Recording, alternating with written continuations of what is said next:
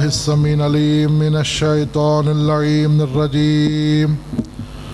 بسم الله الرحمن الرحيم. الحمد لله رب العالمين.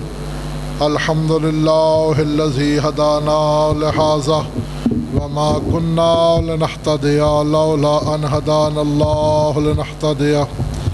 لقد جاءت رسل ربنا بالحق والصلاة والسلام والتحية والإكرام على سيد وسلم ما في الوجود سر الله في كل موجود نقطة دائرة الوجود صاحب اللواء الحمد والمقام المحمود وهو للثقلين جد الحسن والحسين أبي القاسم محمد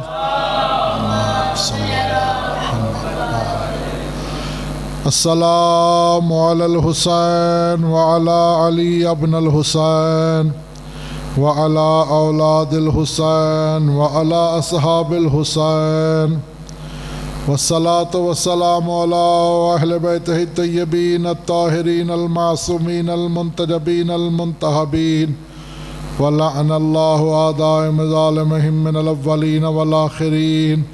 أما بعد قال الله تبارك وتعالى في محكم كتابه المبين فبسم الله الرحمن الرحيم. إن الله اصطفى آدم ونوحا وآل إبراهيم وآل عمران على العالمين. بلندتر صلوات صلی اللہ محمد. تبرکن سورہ فاتحہ برائے تمام مومنات مسلمین و مسلمات بالخصوص بانی مجلس کی والدہ اور ان کے تمام مرحومین کے درجات کی بلندی کے لیے ایک دفعہ سورہ فاتحہ اور 3 مرتبہ سورہ اخلاص کی تلاوت فرمائیں. بسم اللہ الرحمن الرحیم.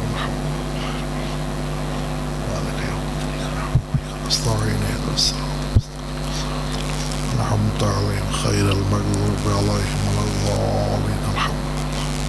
بسم الله الرحمن الرحيم. قل هو الله احد الله الصمد قل له كفوا احد.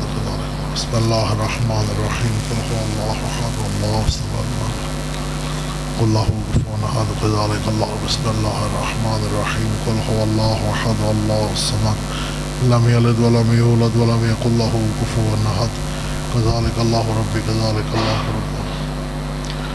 اللهم وبث ثواب هذه سورة الفاتحة بكلمات العالية إلى أرواح المؤمنين والمؤمنات والمسلمين والمسلمات الأحياء منهم والأموات. بلندتر صلوات. اللهم صل على محمد وعلى محمد. دعا ہے کہ پروردگار عالم بحق مخدومہ کونین کے بانین کے یہ صف عذاب بچھانا میرے عزیزوں سمیت مجھ سمیت میرے بعد پڑھنے والے جتنے افراد ہیں ہم سب کا پڑھنا آپ کا سننا ماتمیوں کا ماتم کرنا نواخانوں کا نواخانی کرنا یہ لنگر نیاز قیام تو عام کے تمام اہتمامات کو پروردگار عالم اپنی بارگاہ میں بطور عبادت قبول و منظور فرما. پروردگار عالم ہر ایک بندے کو اپنی نیت کے مطابق اس کا بہترین اجر عطا فرما. میرے پاک اللہ جو مومنین مرحومین ہیں بالخصوص اس بارگاہ سے تعلق رکھنے والے اور بالاخص بانی مجلس کے جتنے مرحومین ہیں ان تمام کو جوار معصومین رحمۃ السلام جگہ عطا فرما. میرے پاک اللہ جو بیمار ہیں انہیں شفاء کلی عطا فرما. عزاداری اور عزاداروں کی حفاظت فرما. حجت خدا کے ظہور میں تاجیل عطا فرما. ان کلمات کی قبولیت تاجیل ظہور امام زمانہ اس مجلس کی قبولیت کے لیے بلند تر صلوات. اللہم صلی علی محمد وعلی محمد. یہ ذکر محتاج ہے رضائے بطول کا اور ہم سب محتاج ہیں دعائے بطول کے. عظمت جناب صدیقۃ الکبریٰ کو اپنے اپنے اذہان میں رکھتے ہوئے بی بی پاک سے اس مجلس کی قبولیت کے لیے توسل کرتے ہوئے سارے مومن بلند تر صلوات پڑھیے گا. اللہم صلی علی محمد وعلی محمد. چونکہ ہمارا ایمان ہے کہ اس ذکر کا وارث حاضر بھی ہے ناظر بھی ہے ہمیں دیکھ بھی رہا ہے ہماری سن بھی رہا ہے. تو وارث زمانہ کی بارگاہ میں آج کا یہ پرسہ پیش کرتے ہوئے امام زمانہ سے اس مجلس کی قبولیت کے لیے توسل کرتے ہوئے پھر بھی دل کی اتھا گہرائیوں سے لیکن بلند تر صلوات پڑھیں. اللہم صلی علی محمد وعلی محمد. بزرگان دین، برادران ملت، اسداران مظلوم کربلا، ماتمداران سید الشہداء، آج کی یہ مجلس جس ہستی کے نام سے منسوب ہے اس کی عزت کے لیے پہلا جملہ عرض کرنا چاہتا ہوں کہ جو کائنات میں بعد از رسول خدا بالکل ہو بہو خلق میں خلق میں محمد نظر آئے اسے حسن مجتبیٰ کہتے ہیں۔ جزاک اللہ، آپ کی محبتیں ہیں۔ یہ کوئی اتنا عظیم گھرانہ ہے، یہ کوئی اتنی عظیم سلسلہ ہے، یہ کوئی اتنا عصمت مآب گھرانہ ہے کہ اگر اس گھر کے کسی فرد کا نام لکھا جائے، بالخصوص آج جس شہزادہ سبز قبا سے آج کی یہ مجلس منسوب ہے، نام کیا ہے؟ مولا کا حسن۔ مجھے فرما رہے نام کیا ہے؟ حسن۔ حسن کو اگر لکھا جائے تو پڑھنے میں حسن نظر آتا ہے۔ غور نہیں فرمایا صاحبان؟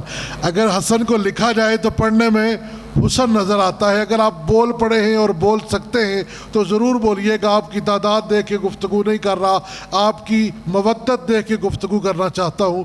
کہا اگر حسن لکھو تو حسن نظر آتا ہے، اگر حسین لکھو تو حسین بن جاتا ہے۔ توجہ نہیں فرمایا؟ اگر 72 لکھو تو بہتر بن جاتا ہے۔ تو پھر مجھے کہنے دیجئے یہ خانوادہ ہے ہی اتنا حسین کہ جس کو جب بھی جس انداز سے دیکھا اپنے دور کا محمد نظر آیا۔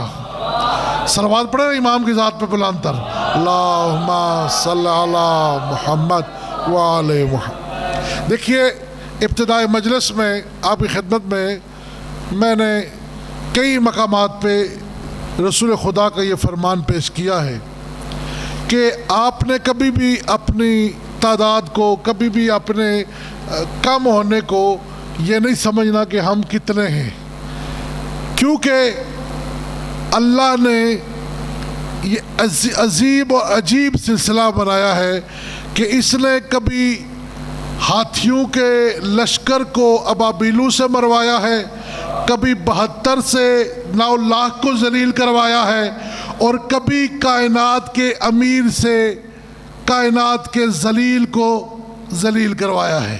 تو آپ کی خدمت میں آج کی یہ گفتگو جو لے کے حاضر ہوا قرآن مقدس میں سورہ مبارک آل عمران سے ایک انتہائی مشہور و معروف آیہ مجیدہ جس کی آپ کی خدمت میں تلاوت کرنے کا شرف حاصل کیا ہے، چند کلمات، چند معروضات آپ کی خدمت میں اسی پہ عرض کرنا چاہتا ہوں۔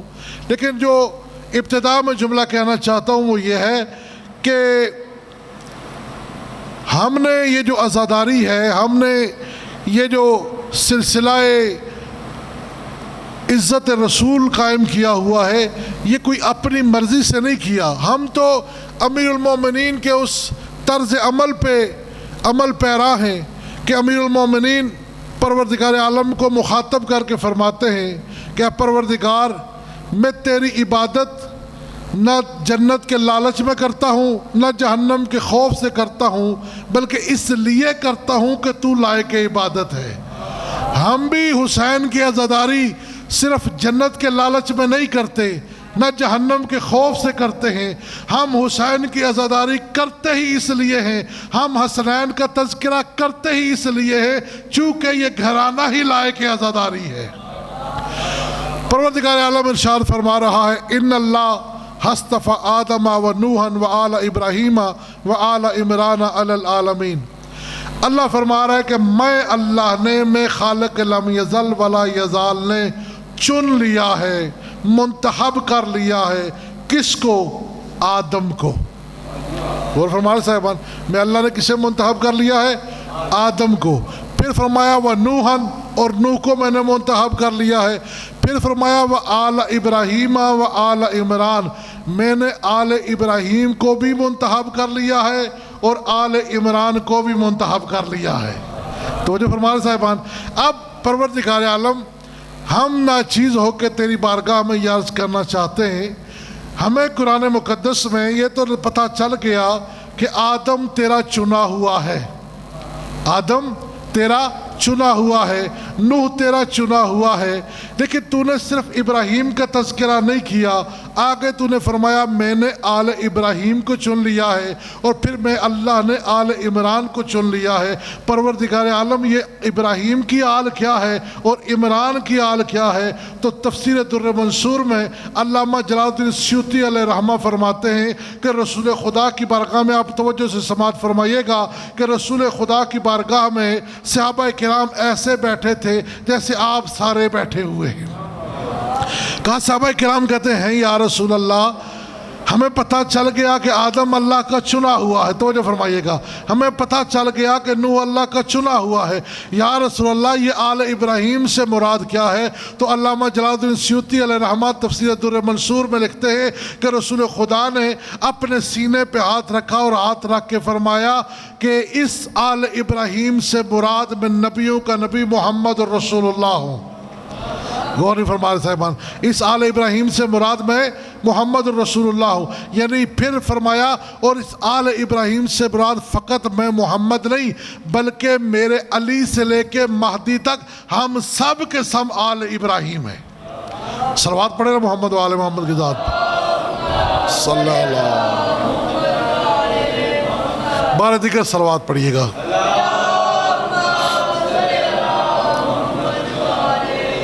اب اچھا پروردگار ہمیں پتہ چل گیا کہ آل ابراہیم سے مراد محمد اور آل محمد ہے، تو پروردگار یہ جو عصمت مآب گھرانہ ہے، یہ جو عزت مآب گھرانہ ہے، یہ تو آل ابراہیم میں سے ہے۔ پروردگار کوئی اور خاندان بھی ہے جسے ہم سمجھ سکیں کہ یہ آل ابراہیم کیا ہے؟ تو پروردگار عالم کے پاک رسول نے ارشاد فرمایا کہ میری امت کے وہ لوگ جو مجھے اپنا نبی مانتے ہیں، میں انہیں بتانا چاہتا ہوں کہ اولنا محمد و اوسطنا محمد و آخرنا محمد و کلنا محمد، ہم میں سے پہلا بھی محمد ہے، ہم میں سے درمیانہ بھی محمد ہے، ہم میں سے آخری بھی محمد ہے، اور ہم کل کے کل محمد ہیں۔ تو پروردگار عالم اچھا ہمیں اس آیت کی تفسیر سے ہمیں اس آل ابراہیم سے پتہ چل گیا کہ آل ابراہیم سے مراد محمد اور آل محمد ہیں۔ یا رسول اللہ یہ آل عمران سے مراد کیا ہے؟ توجہ فرمائیے گا، یا رسول اللہ یہ آل عمران سے مراد کیا ہے؟ میں بھی آپ کو دیکھ رہا ہوں، آپ مجھے دیکھ رہے ہیں، آپ کو پتہ ہے کہ میں اس انداز سے گفتگو نہیں کرتا، آپ تک کچھ باتیں پہنچانی ہیں، اور کوشش یہ کر رہا ہوں کہ جیسے ہی آپ بیدار ہوتے ہیں تو پھر میں گفتگو کو بھی اسی انداز سے پیش کروں گا۔ لیکن جملے سماعت فرمائیے گا کہ پروردگار عالم اگر آل محمد آل ابراہیم ہیں تو یہ آل عمران کیا ہے؟ یہ اہل سنت تفاسیر میں سے ایک بہترین تفسیر کا آپ کی خدمت میں حوالہ پیش کیا۔ اب تفسیر عمدۃ البیان سے اس آیت کی تفسیر کے حوالے سے عرض کرنا چاہتا ہوں کہ پروردگار عالم نے جب یہ آیت نازل کی تو پیغمبر نے جب اس کی تلاوت فرمائی تو صحابہ کرام نے پوچھا یا رسول اللہ یہ آل عمران سے مراد کیا ہے؟ پوری تاریخ آدمیت و انسانیت میں اور تاریخ عصمت میں 3 عمران گزرے ہیں۔ اب پوری تاریخ میں 3 عمران گزرے ہیں۔ ایک جناب موسیٰ علیہ السلام کے والد محترم، ان کا نام عمران ہے۔ دوسرے جناب مریم کے بزرگوار، یہ آل عمران، یہ عمران ہیں۔ اور تیسری شخصیت ولیوں کے ولی علی ابن ابی طالب کے والد جناب عمران ہیں۔ کنیت ابو طالب ہے لیکن نام عمران ہے۔ اب اللہ نے پوری کائنات میں ان 3 عمرانوں میں سے ایک عمران کے لیے کہا کہ میں اللہ نے اس عمران کو نہیں بلکہ اس کی پوری آل کو چن لیا ہے۔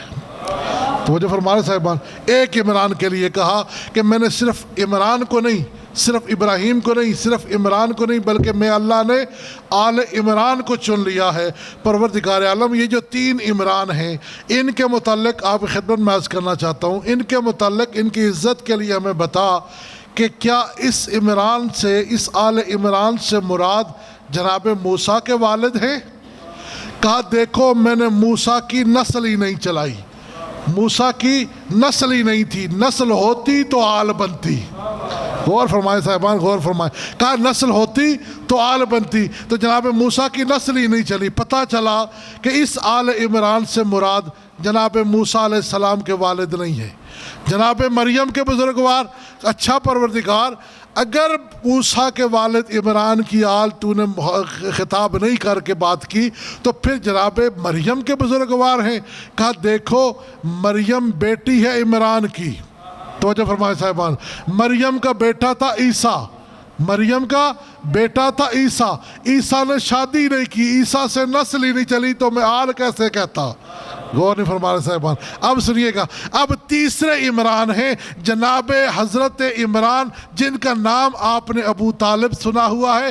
نام ابو طالب نہیں ہے، ابو طالب کو نیت ہے رسول خدا۔ عرب کا رواج یہ تھا، عرب کا دستور یہ تھا کہ جب بھی اولاد میں سے جس کا جو بڑا بیٹا ہوتا تھا اس کے نام سے اسے پکارا جاتا تھا۔ جیسے آپ امیر المومنین کا نام لیتے ہیں تو آپ انہیں ابو الحسن کہتے ہیں، یعنی حسن کے والد۔ اسی طرح جناب ابو طالب کو جناب طالب کے بڑے ہونے کی وجہ سے جناب ابو طالب کہا جاتا ہے۔ آپ کا نام ابو طالب نہیں، آپ کی کونیت ابو طالب ہے، آپ کی کونیت ابو طالب ہے، لیکن اللہ نے آپ کو قرآن میں عمران کہا ہے، تو ماننا پڑے گا جو تاریخ ہدایت میں، جو تاریخ عصمت میں عمران گزرے ہیں وہ صرف تین ہیں، ایک جناب موسیٰ کے والد، ایک جناب عیسیٰ کے نانا، اور ایک جناب علی المرتضیٰ کے والد۔ اب تیری مرضی ہے، تو قرآن کی آیت کی تفسیر ڈھونڈ یا علی کو اپنا مولا مان کے علی کے بابا کو بھی اپنا مولا مان۔ جزاک اللہ، آپ کی محبت ہے جناب۔ اچھا، ہمیں سمجھ آ گیا پروردگار یہ آل عمران سے مراد۔ آپ کی خدمت میں بات روک کے بات عرض کرنا چاہتا ہوں، یہ جناب مریم کے بڑی عزت ہے، ماشاءاللہ۔ صلوات پڑھ دے بآواز بلند۔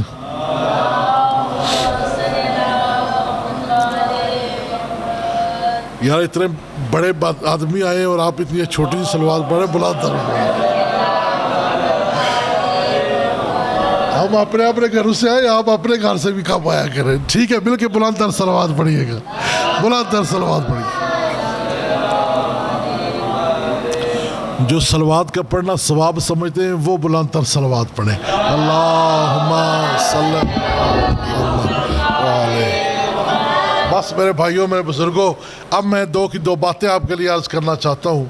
یہ آج کی جو محفل ہے، یہ جو آج کی مجلس ہے، یہ سجی ہے حسن مجتبیٰ کے لیے، حسن مجتبیٰ کی عزت کے لیے دو جملے عرض کرنا چاہتا ہوں۔ لیکن اس سے پہلے جو بات میں نے شروع کی ہے وہ جناب مریم کی عزت کے لیے، اب عصمت مآب گھرانے کی عصمت ذرا آپ کی خدمت میں عرض کرنا چاہتا ہوں۔ جناب مریم کے لیے پروردگار عالم نے ارشاد فرمایا کہ میں نے مریم کو بھی چن لیا ہے، ان اللہ اصطفیٰ کے و طہارہ کے نساء العالمین میں اللہ نے اس مریم کو چنا ہے اور اتنا پاکیزہ بنایا ہے کہ میں نے اسے عالمین کے لیے اصطفیٰ قرار دیا ہے۔ میں نے اسے اتنا طاہر بنایا ہے کہ میں نے اسے عالمین کے لیے اصطفیٰ قرار دیا ہے، عالمین میں سے میں نے مریم کو چن لیا ہے۔ پوری کائنات میں دو بیویاں ہیں جو بطول ہیں، اب بطول کا معنی میں یہاں کر نہیں سکتا، پوری کائنات میں دو بیویاں ہیں جن کو اللہ نے بطول کہا ہے، ایک جناب عیسیٰ کی والدہ ہیں، ایک جناب مصطفیٰ کی بیٹی ہیں، ایک جناب عیسیٰ کی والدہ ہیں، ایک جناب رسول خدا کی بیٹی ہیں، جنہیں قرآن کی نص سے اللہ نے بطول کہا ہے۔ اگر بطول کا معنی سمجھنا چاہتے ہو تو جو بی بی کائنات میں کسی وقت بھی کسی عبادت کے لیے کسی سلسلے میں محتاج نہ ہو اور پاک و پاکیزہ رہے، اسے بطول کہتے ہیں۔ اسی بطول کی عزت کے لیے بتانا چاہتا ہوں، ایک بطول کا نام مریم ہے، ایک بطول کا نام فاطمہ ہے۔ وہ مریم بطول ہے اپنے زمانے کی عورتوں کے لیے، یہ بی بی بطول ہے کائنات کی نساء کے لیے، دو نساء العالمین بیویاں تھیں۔ اب آپ کی خدمت میں عرض کرنا چاہتا ہوں، اگر لفظ لفظ بطول کو سمجھنا چاہتے ہو تو پھر میں اتنا کہنا چاہتا ہوں، آج کائنات میں جو بھی انسان پیدا ہوتا ہے 40 دن تک نہ وہ پاک ہوتا ہے، نہ اس کی ماں پاک ہوتی ہے، نہ وہ پاک ہوتا ہے، نہ اس کی ماں پاک ہوتی ہے، یہ وہ عصمت مآب بی بی ہے۔ یہ جب اس کے گھر میں حسن آیا ہے تو حسن دنیا میں آیا، بی بی نے نماز ظہر ادا کی ہے۔ جب اس کے گھر میں حسین آیا، حسین دنیا میں آیا، بی بی نے نماز عصر ادا کی ہے۔ جزاک اللہ، آپ کی محبتیں۔ تو مریم بطول ہے۔ آپ کی خدمت میں عرض کرنا چاہتا ہوں، پروردگار عالم، آج کائنات کا ہر مسلمان پریشان ہے۔ ہر مسلمان اپنے عقائد میں مختلف نظریات رکھتا ہے اور کہتے ہیں کہ بی بی مریم کی شادی اس لیے نہیں ہوئی تھی کہ اللہ اپنی قدرت دکھانا چاہتا تھا۔ توجہ فرمانے صاحبان، جملہ بڑی زمین و آسمان کی قیمت کا عرض کرنا چاہتا ہوں۔ کہا کہ اللہ اپنی قدرت دکھانا چاہتا تھا۔ جب بھی کائنات کا اصول یہ ہے کہ جب بھی کوئی با کمال اپنا کمال دکھانا چاہے تو جو کمال وہ دکھاتا ہے، اگر اس کے بعد کوئی اور کمال دکھانا چاہے تو وہ ایسا ہونا چاہیے جو پہلے کمال سے بھی افضل ہو، جو پہلے کمال سے بھی بہتر ہو۔ جو یہ کہتے ہیں کہ جناب مریم کی شادی اس لیے نہیں ہوئی کہ جناب مریم کو اللہ نے بتانا یہ تھا کہ اپنی قدرت سے میں اولاد دے سکتا ہوں۔ میں کہتا ہوں میرے بھائیوں، اگر بغیر باپ کے عیسیٰ مریم کی گود میں آئے اسے تم مانتے ہو، اگر اسے تم کمال پروردگار کہتے ہو، بے شک کمال پروردگار ہے، لیکن دنیا کا اصول یہ ہے کہ جب بھی کوئی کمال دکھایا جائے اگلا کمال اس سے بہتر ہونا چاہیے۔ اللہ نے آدم کی خلقت میں یہ کمال دکھا چکا ہے، کہا آدم کو باپ کے بھی بغیر بنایا، آدم کو ماں کے بھی بغیر بنایا۔ اب اگر اللہ آدم کو خلق کر چکا اور پھر عیسیٰ کو خلق کیا تو عیسیٰ کو بغیر باپ کے بھیجا، نہیں تو سمجھا نہیں۔ اللہ بتانا یہ چاہتا ہے بطول بھی فاطمہ بھی بطول ہے، مریم بھی بطول ہے، لیکن ان دونوں کی عصمت میں فرق ہے۔ پروردگار فرق کیا ہے؟ کہا مریم اس قابل تھی کہ مریم کے دور میں کوئی مریم جیسا معصوم، کوئی مریم جیسا منصوص من اللہ، کوئی مریم جیسا طاہر، کوئی مریم جیسا اطہر، کوئی مریم جیسا طیب، کوئی مریم جیسا طاہر، کوئی ایسا موجود نہیں تھا۔ اگر ہوتا تو میں اللہ مریم سے اس کا عقد کرواتا۔ دوسری بطول فاطمہ الزہرا ہے۔ اللہ نے پہلی بطول کو معصوم کے نہ ہونے کی وجہ سے بغیر شوہر کے اولاد عطا کی۔ اللہ جانے یہ کتنی عزت مآب بی بی ہے جس کو اللہ نے شوہر عطا کیا تو کائنات کے ولیوں کا ولی بنا، جس کو اللہ نے بیٹے عطا کیے تو جنت کے سردار بن گئے۔ اللہ یا رسول اللہ۔ بس میرے بھائیوں، آپ کی خدمت میں عرض کرنا یہ ضروری تھا، اس لیے آپ کی خدمت میں عرض کرنا چاہتا ہوں، پروردگار نے انہیں چن لیا ہے۔ یہ پروردگار کے چنے ہوئے لوگ ہیں۔ آج ممبروں پہ بیٹھ کے یہ اعلان کیے جا رہے ہیں کہ سر الشہادتین میں اہل سنت کے بہت بڑے علامہ نے ایک بات لکھی ہے۔ انہوں نے کہا کہ حسن کی شہادت بھی رسول کی شہادت ہے اور حسین کی شہادت بھی رسول کی۔ کتاب کا نام میں آپ کو بتا چکا ہوں، پھر سنیے گا۔ کتاب کا نام ہے سر الشہادتین۔ اس میں کیا لکھا؟ کہا کہ حسن کی شہادت بھی رسول کی شہادت ہے اور حسین کی شہادت بھی رسول کی شہادت۔ میں مصائب نہیں پڑھوں گا، میں آپ کی خدمت میں فضیلت کا جملہ عرض کرنا چاہتا ہوں۔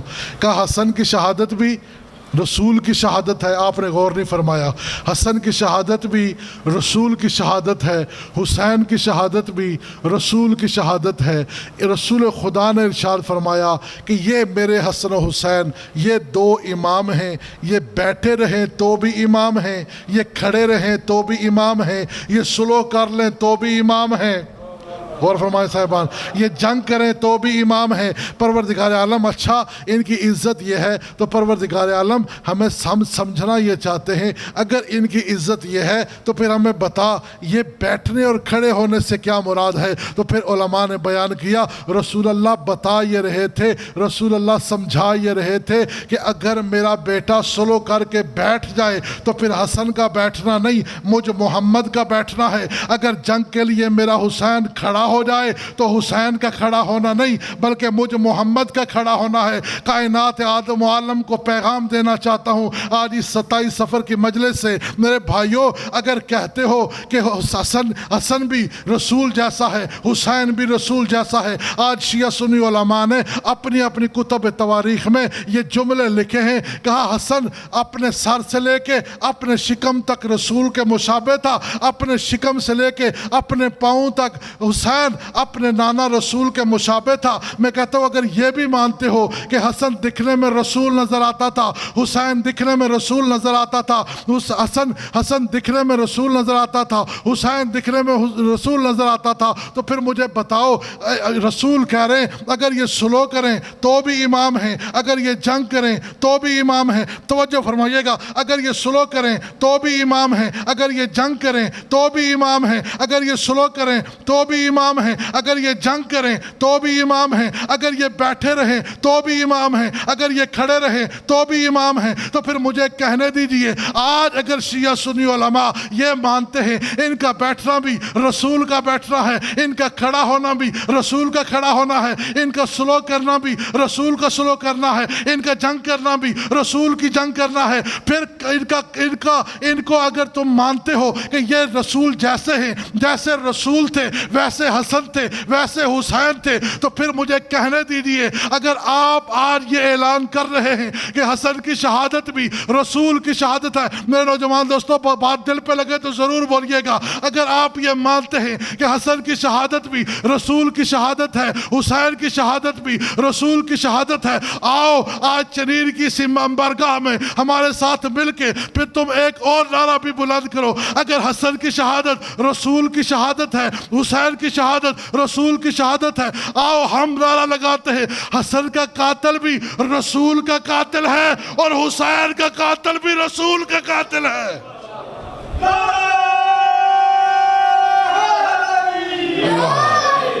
میرے بھائیوں حسن کا قاتل بھی رسول کا قاتل ہے اور حسین کا قاتل بھی رسول کا قاتل ہے۔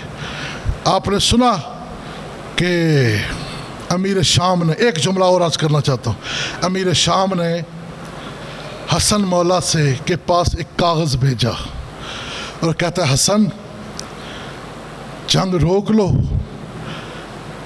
میں نے تمہیں کاغذ قلم دے دیا ہے، جو شرطیں تم لکھواؤ گے میں امیر شام قبول کروں گا۔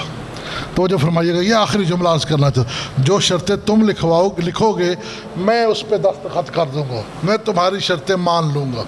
اب آپ کی خدمت میں عرض کرنا چاہتا ہوں کہ جب جنگ ہو رہی ہو، جب دو لوگ آپس میں لڑ رہے ہوں، ایک حق پہ ہوگا ایک باطل پہ ہوگا، توجہ نہیں فرمائے صاحبان، ایک حق پہ ہوگا ایک باطل پہ ہوگا۔ اب جو باطل پہ ہوگا اگر وہ لڑ نہیں سکتا تو سلو کر لے گا، توجہ فرمائے صاحبان، توجہ فرمائے، جو باطل پہ ہوگا اگر وہ مقابلے میں لڑ نہیں سکے گا تو سلو کر لے گا۔ امیر شام نے کاغذ قلم بھیجا۔ اب جو خاموش دوست بیٹھے ہیں جنہوں نے نعرہ لگایا ہے، بڑا لطیف سا جملہ ان کی خدمت میں عرض کرنا چاہتا ہوں۔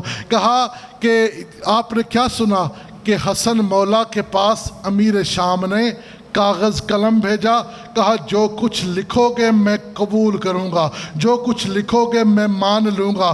پھر آئیے نا، آپ کی خدمت میں نے عرض کیا حسن رسول جیسا ہے، شیعہ سنی علماء نے لکھا حسن رسول جیسا ہے، حسن رسول کا بھی وارث ہے، حسن علی کا بھی وارث ہے۔ حسن کے پاس یہ کاغذ قلم بھیج کے کہتا ہے جو لکھ دو گے میں مان لوں گا۔ میں کہتا ہوں حسن کے نانا نے جب کہا تھا مجھے کاغذ قلم دو میں تمہیں کچھ لکھ کے دینا چاہتا ہوں، اگر تم نے میرا لکھا ہوا پڑھ لیا، اگر میرا لکھا ہوا مان لیا تو زندگی میں کبھی گمراہ نہیں ہوگے۔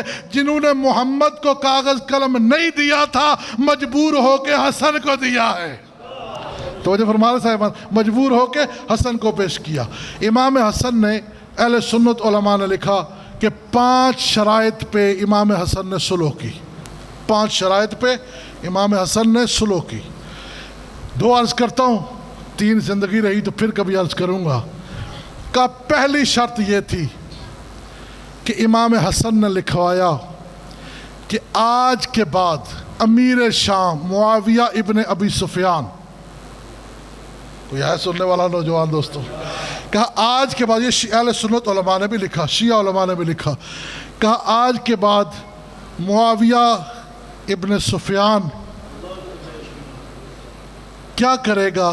کتاب و سنت پہ عمل کرے گا۔ جملہ سماعت فرمائیے، آج کے بعد امیر شام کتاب و سنت پہ عمل کرے گا۔ دوسری بات امام حسن نے لکھوائی، آج کے بعد امیر شام میرے بابا پہ سب و شتم نہیں کرے گا۔ غور فرمائیں صاحبان، غور فرمائیں۔ 2 آقا، 2 عرض کروں گا، 2 بعد میں، زندگی رہی تو پھر کبھی موقع ملا۔ کہا کیا؟ ایک پہلی شرط کیا تھی کہ امیر شام، اگر نوجوان دوست امام حسن کی مجلس سے یہ میرا پیغام لے جائیں تو میں آپ کا شکریہ ادا کروں گا۔ کیا کہا؟ کہا امیر شام آج کے بعد کتاب و سنت پہ، کتاب یعنی قرآن، سنت یعنی سنت مصطفیٰ، آج کے بعد امیر شام کتاب و سنت پہ عمل کرے گا۔ لکھا ہے حسن نے، مانا ہے امیر شام نے، یعنی امیر شام اس معاہدے نامے پہ دستخط کر کے قیامت تک کے لیے کائنات کو یہ بتا رہا ہے، حسن کی صلح سے پہلے میں کتاب و سنت پہ عمل نہیں کرتا تھا۔ ہائے ہائے ہائے ہائے، آپ کی مرضی ہے یار۔ کہا میں کتاب و سنت پہ اگر عمل ہو رہا ہوتا تو کبھی بھی حسن مولانا کہتے کہ لکھ کے کہتے کہ آج کے بعد تو کتاب و سنت پہ عمل کرے گا۔ کتاب و سنت پہ عمل کے لیے آپ کی خدمت میں عرض کرنا چاہتا ہوں، جب دوسرا دور گزرا، تیسرے دور کے آنے سے پہلے چند صحابہ کرام امیر المومنین علی ابن ابی طالب کے پاس پہنچے اور جا کے کہتے ہیں یا علی، ہم تجھے خلافت دینا چاہتے ہیں۔ توجہ فرمائیں صاحبان، توجہ فرمائیں، صلوات پڑھ دیں محمد و آل محمد کے ذات۔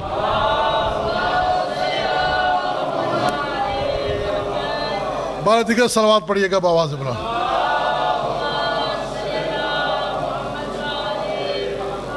ایک مرتبہ پھر بھی مومنین کی آمد پہ بلند تر صلوات پڑھیں۔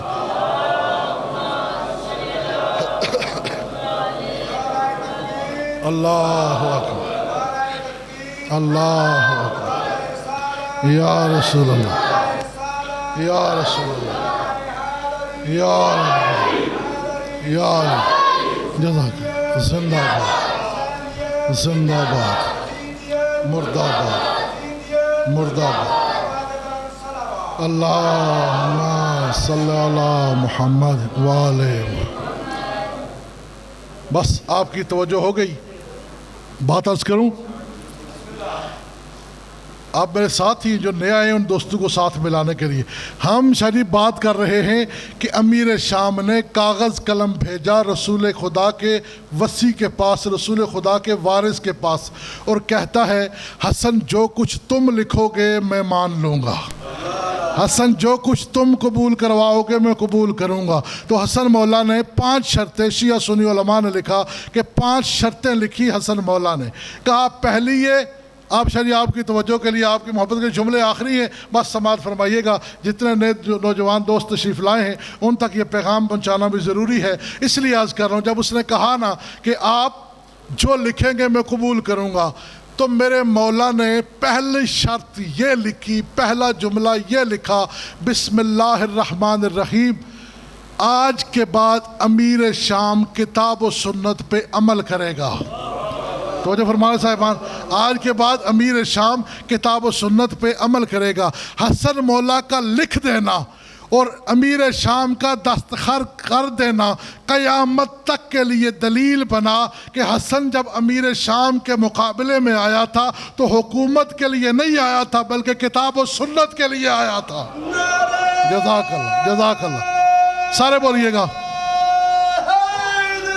یا جزاک اللہ، آپ کی محبتیں ہوگی، جزاک اللہ۔ باجوہ صاحب اللہ آپ کی زندگی دراز کرے۔ بس توجہ فرمائیے گا، اتنا کہا کہ جب پہلی شرط لکھی تو مولا نے کہا کہ کتاب و سنت پہ عمل کرے گا، نعرہ حیدری لگایا ہے، تو حیدر کی بات آپ کی خدمت میں عرض کرنا چاہتا ہوں۔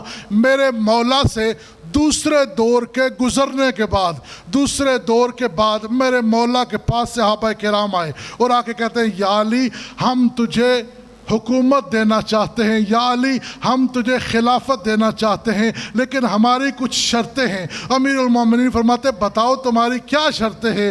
وہ کہتے ہیں اے علی ہم چاہتے ہیں کہ تم کتاب خدا پہ بھی عمل کرو، توجہ فرمائیں صاحبان، توجہ فرمائیں، تم کتاب خدا پہ بھی عمل کرو، سنت رسول پہ بھی عمل کرو، اور بزرگوں کی سیرت پہ بھی عمل کرو۔ توجہ فرمائیں صاحبان، توجہ فرمائیں۔ مولا فرماتے دیکھو اگر کتاب و سنت کی بات کرتے ہو تو میں کتاب و سنت پہ ضرور عمل کروں گا۔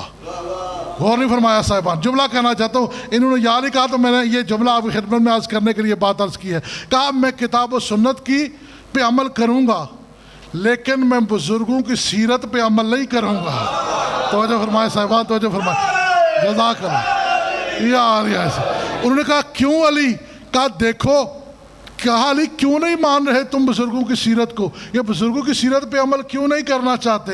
تو علی فرماتے دیکھو تم نے پہلے کہا ہے اے علی تم کتاب و سنت پہ عمل کرو گے، تو میں نے کہہ دیا میں کروں گا۔ تم نے کہا بزرگوں کی سیرت پہ عمل کرو، اگر بزرگوں کی سیرت کتاب و سنت کے مطابق ہوئی، ہوئے ہوئے ہوئے میرے مولا مجھے توفیق دے میں ان کو یہ بات عرض کر سکوں۔ کہا اگر بزرگوں کی سیرت میں کتاب و سنت ہوئی تو پھر تمہیں کہنے کی ضرورت نہیں کہ میں ان کی سیرت پہ عمل کروں، لیکن اگر بزرگوں کے پاس نہ کتاب ہے نہ سنت رسول ہے، جب بھی مسئلہ درپیش آتا ہے تیرے بزرگ بچوں سمیت علی کے دروازے پہ آتے ہیں۔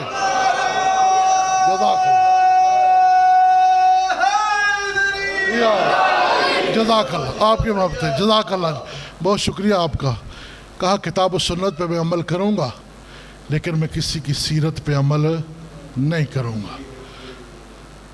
بس میرے بھائیوں، میرے بزرگوں، حسن مولا نمائندہ تھا رسول خدا کا۔